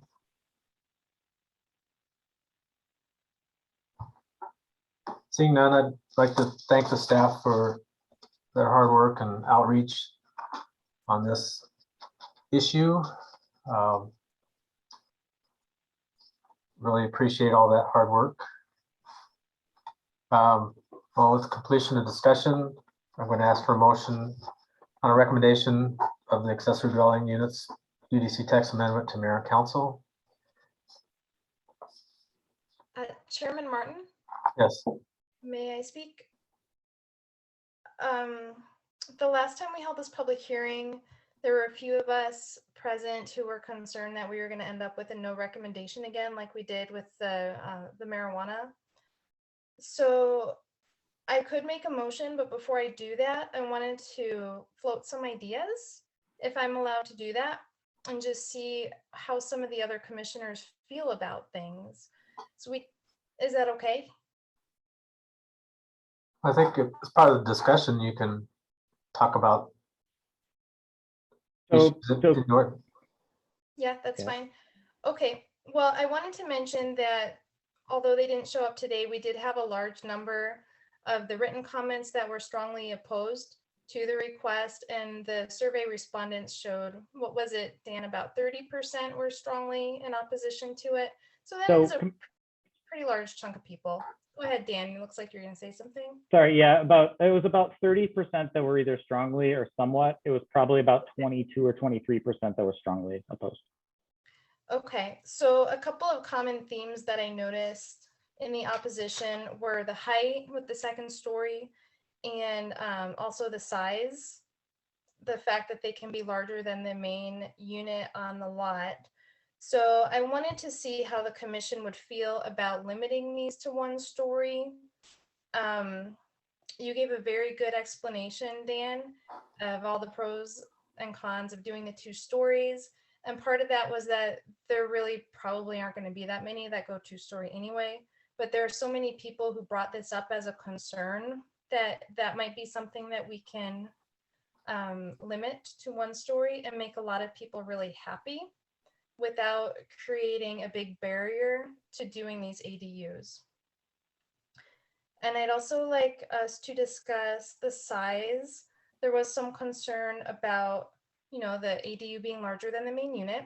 So an idea that I had was to keep the 750 and the 1,000, but also with a stipulation that it can't be larger than the main unit unless it's designed to ADA standards to provide those turning radii for the wheelchairs. So those are my ideas, and I'm curious as to what everybody else thinks. Commissioner Wallach. Oh, sorry, Commissioner Ortiz-Pino. Sorry, you were there first. Thank you, Commissioner Martin. To your first point about the 2 stories, I feel that the discussion or the staff presentation about setbacks, I think really takes that into consideration. And I think it makes the point that the larger the house, the farther it'll be set back, and you won't have the privacy issues. I think that there are parts of the code already in place that require windows that would be viewing the neighbor's lot to be above 6 feet, or I don't know the exact dimensions, but to speak to the privacy of that. And so I don't know if I would be in support of limiting the amendment to 1 story. Mr. Willett. Hi, Chair Martin and Commissioner Cassidy. In regards to the limitation on a 2-story unit, I'm going to echo what Commissioner Ortiz-Pino has said, and I'm going to respectfully decline any limitations on a 2-story. And I think a reason for that, in addition to what Chris has said, it's already limited by the code in terms of setbacks. But also we've heard a lot about parking and issues with parking, and perhaps one way we can alleviate parking on streets is allowing for potential garages underneath units, etc. And so I think limiting a unit to 1 story might prohibit the ability to do some other creative solutions that alleviate some other concerns brought up. Thank you. Commissioner McBride-Olson.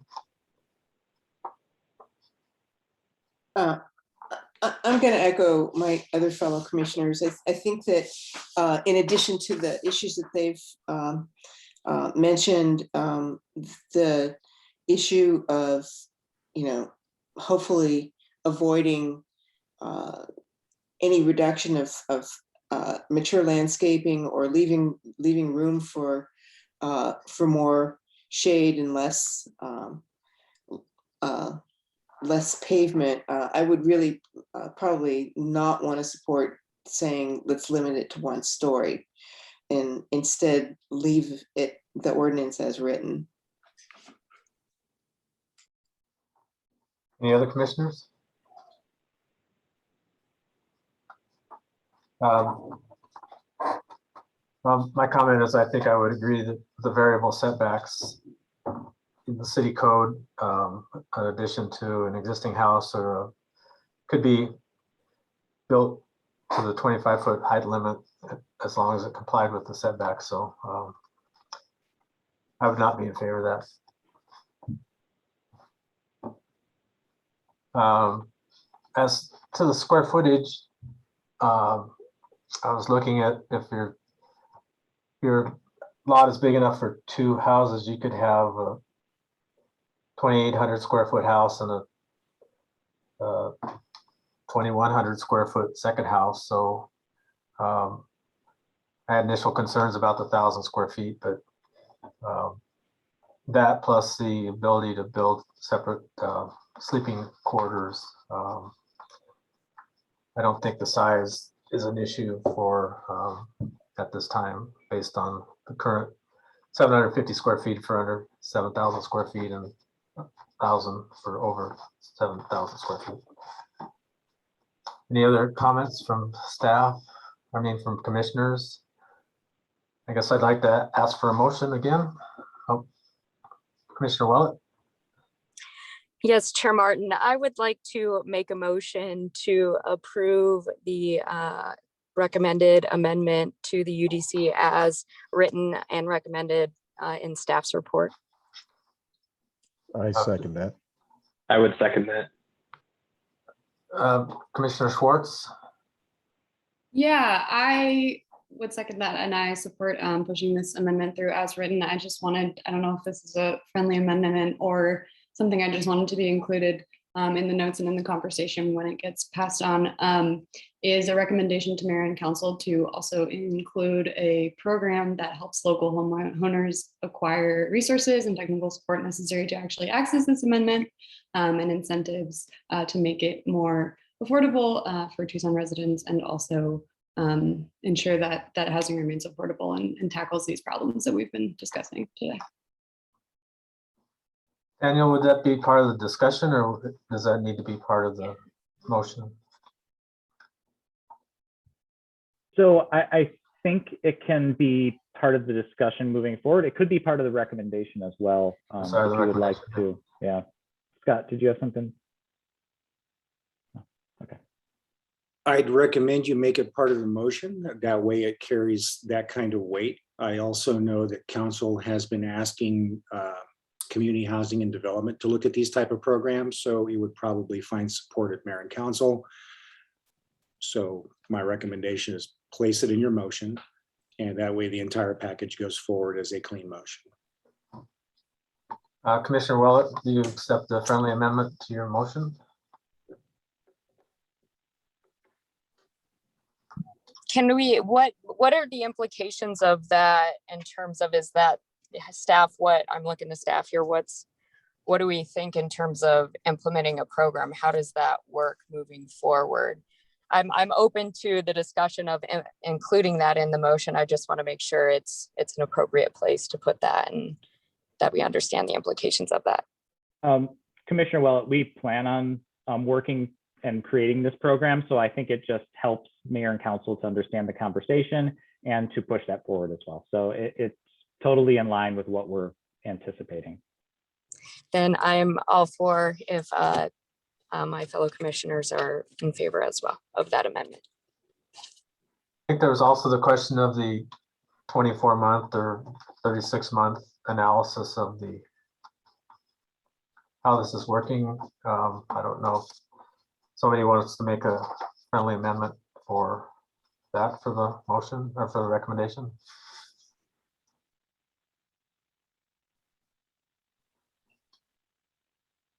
Anybody? I'll do that, Chairman Martin. I'll recommend that it's revisited in 24 months, but not as a sunset clause, just as a review. So the maker of the motion, that's a friendly amendment. Chair Make your Martin, motion. yes. I accept that amendment. Anything else? I'd like to hear what the motion is now, if you would. I believe the motion is to send a positive recommendation to Mayor and Council regarding the text amendment for accessory dwelling units with a recommendation to, you'll have to help me with the housing affordability. I didn't write it down. Daniel? Oh, sorry, go ahead. Oh, go ahead. Okay. Since you said you made it, go ahead. Commissioner Schwartz, you may want to clarify the motion. Sure. If you had something to say about it, Danielle, I would say you had been working on it longer, so feel free to state what you were talking about earlier. So the way I took it was basically direct mayor and council to, or recommend to mayor and council to direct staff to create a program to address affordability issues related to accessory dwelling units. You had a much longer one than that, but Yeah, that's the crux of it. Just to make available, resources and technical support to make this accessible and affordable to Tucson homeowners and residents. And the second amendment was to have staff review the ordinance in 24 months, but not have a sunset clause, sunset date. Yes, I accept all of that. Thomas? I would accept that as well. Is there a second? Second.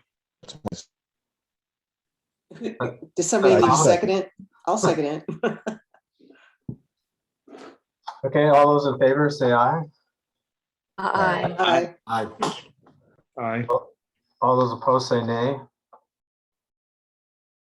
Should we do a roll call, or is it, I didn't hear nay, but.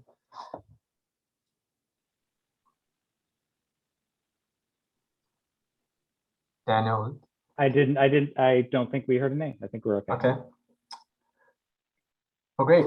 So the motion passes. A favorable recommendation of the accessory dwelling unit ADU UDC text amendment will be sent to Mayor and Council from the Planning Commission. Thank you all. The next item is item 4, PDSD staff announcements. Scott or Daniel? So first of all, I just want to thank everyone that came to the public hearing tonight, whether you were for or against. Thank you for participating in your democracy. This is a big deal.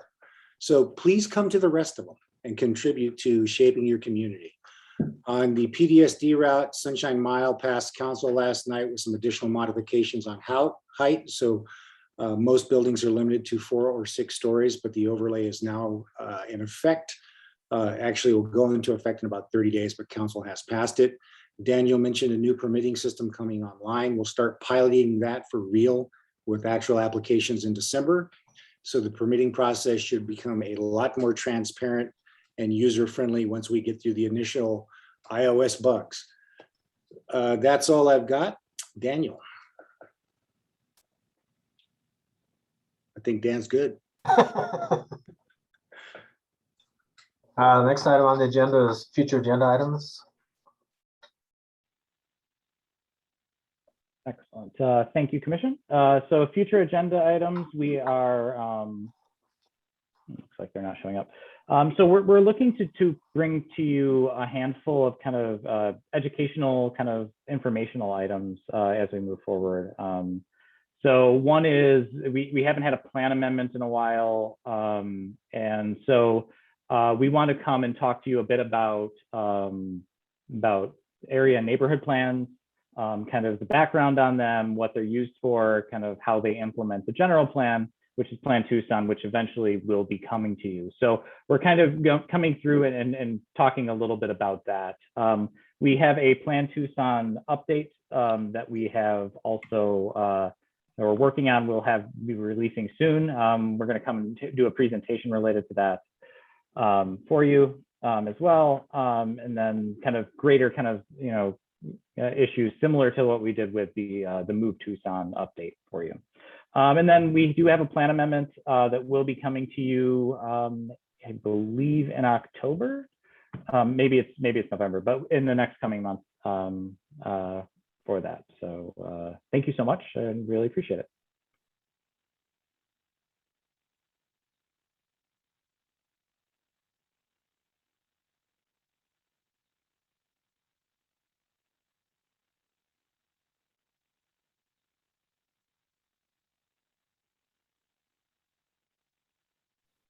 Chair Martin, I think you're muted. Sorry. Next item agenda is call the audience. If there's anybody in the audience who'd like to speak to anything that's not on tonight's agenda, raise your hand. I don't see any hands. This next item is item number 7, adjournment. I'll entertain a motion to adjourn. I'd like to make a motion to adjourn. I'll Second second. that. All those in favor? Aye. Aye. Aye. Aye. And those Aye. opposed? Thank you, everyone, for coming to the meeting and giving your input and spending the time. It's hopefully one of these days we can do this in person again. So appreciate your support. I'll have a nice evening. Thanks, everyone. Thank you. Good night.